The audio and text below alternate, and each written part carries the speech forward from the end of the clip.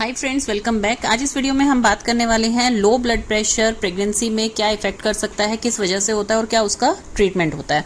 तो सबसे पहले हम समझते हैं कि जो फर्स्ट नंबर होता है आपके बीपी का, उसे कहते हैं हम सिस्टोलिक ब्लड प्रेशर। वो क्या मेजर करता है? That measures the blood pressure in your arteries जब आपका हार्ट बीट करता है।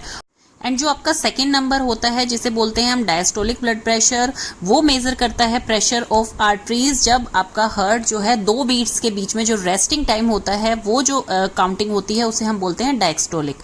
तो इसका जो नॉर्मल रेंज होता है दैट इज 120/80। अगर ये प्रेगनेंसी में 110 या 100 तक रहता है तो इसे नॉर्मल कंसीडर किया जाता है, बट अगर ये 90/60 हो गया है या उससे कम हो गया है तो इसे लो बीपी बोलते हैं, जिसे कि हम हाइपोटेंशन भी बोलते हैं। बिकॉज क्या होता है, प्रेगनेंसी में जो होता है रीडिस्ट्रीब्यूशन ऑफ ब्लड होता है, ब्लड फ्लो जो है डाइवर्ट हो गया है फीटस की तरफ, यूट्रस की तरफ, तो आपको ब्लड सप्लाई जो है बाकी सब ऑर्गन्स में वो कम हो जाती है, ब्रेन तक प्रॉपर ब्लड पहुंच नहीं पाता है, तो इसलिए आपको चक्कर जैसी फीलिंग होती है। तो इस वजह से जहां पर भी आपका ब्लड लॉस हो रहा है उसे हम लो बीपी बोलते हैं, चाहे वो आपका नोज ब्लीडिंग की वजह से हो रहा हो, सिंपल ब्लीडिंग की वजह से, या कईयों को पाइल्स की प्रॉब्लम होती है। तो अब किस वजह से होता है ये हम समझते हैं। देखिए, नोजिया वोमिटिंग कईयों में बहुत ज्यादा होती है, तो उससे क्या हो जाती है, आपकी बॉडी के अंदर डिहाइड्रेशन हो जाती है। डिहाइड्रेशन इसका एक बहुत बड़ा रीजन है। आपको थायराइड की प्रॉब्लम है, शुगर है, डायबिटीज है आपको, तो उन केसेस में भी जो है पेशेंट्स को लो ब्लड प्रेशर देखने को मिलता है। और जैसे मैंने आपको बताया कि पाइल्स वगैरह की प्रॉब्लम के कारण भी लो ब्लड प्रेशर देखने को मिलता है। तो इसके सिम्टम्स क्या होते हैं, आपको पता कैसे लगेगा? आपको वीकनेस फील होगी, ड्राउजीनेस फील होगी, आपको चक्कर जैसी फीलिंग होगी, जैसे कि आप एकदम से सिटिंग पोजीशन में काफी लंबे टाइम से बैठे हैं या स्लीपिंग पोजीशन में हैं और आप एकदम से खड़े होते हैं तो आपको चक्कर जैसी फीलिंग होगी।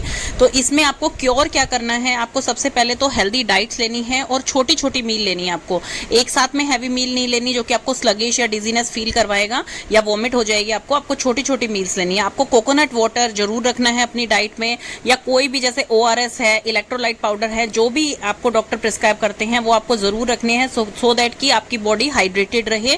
डिहाइड्रेशन आपको अपनी बॉडी का नहीं होने देना है। आपको हेल्दी डाइट रखनी है ताकि आपका ब्लड भी मेंटेन रहे, आप एनीमिया आपको ना हो। एनीमिया होने के कारण भी जो है ब्लड फ्लो आपकी बॉडी में कम हो जाता है और इससे जो है आपकी फीटस तक भी प्रॉपर ब्लड नहीं पहुंच पाता है, तो इसलिए थोड़ा सा रिस्क फैक्टर बन सकता है आगे जाके। इसलिए आपको प्रॉपर न्यूट्रिशनल चीजें इसमें लेनी है। और सबसे बेस्ट इसमें रहता है कि आप लिक्विड जितनी अच्छी डाइट लेंगे उतना ही आपके लिए बेस्ट रहेगा और उतनी ही वो इजीली आपके पच जाएगी। बिकॉज नोजिया वोमिटिंग ज्यादातर हमें खाने के बाद होती है, पीने के बाद भी डेफिनेटली हो सकती है, बट फिर भी उससे कंपैरिजन में कम होती है। इसलिए छोटी छोटी मील लीजिए खाने की और लिक्विड डाइट ज्यादा इंक्लूड रखिए। अब देखिए इसमें क्या फैक्टर्स हो सकते हैं। इसमें जो है रिस्क फैक्टर यही हो सकता है कि बेबी का जो ग्रोथ है वो थोड़ा रिड्यूस हो सकता है, जिसे कि हम लो बर्थ वेट बोलते हैं बच्चे का, कि बर्थ वेट बच्चे का कम हो सकता है।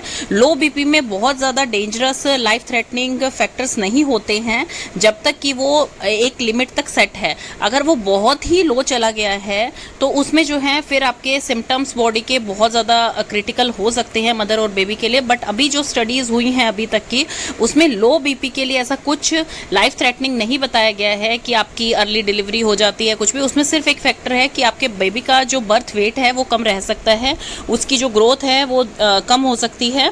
तो इसलिए आपको अपना बीपी मेंटेन करके रखना चाहिए। बिकॉज लो बीपी तो एक नेचुरल सी चीज़ है कि आपकी प्रेगनेंसी में रहती है। बिकॉज ब्लड फ्लो इतना ज़्यादा बढ़ जाता है आपकी बॉडी में, यूट्रस तक ब्लड देना है, बाकी सब जगह देना है, और ज़्यादातर लेडीज़ में जो है वैसे भी एनीमिया की प्रॉब्लम रहती है। तो इस कारण ये बीपी जो है फर्स्ट 24 वीक्स तक नॉर्मल है अगर आपका थोड़ा लो आ रहा है तो, लेकिन ये बहुत ज़्यादा लो, मतलब 90-60 से लो नहीं जाना चाहिए। तो वो थोड़ा सा फिर आगे रिस्क फैक्टर बन सकता है।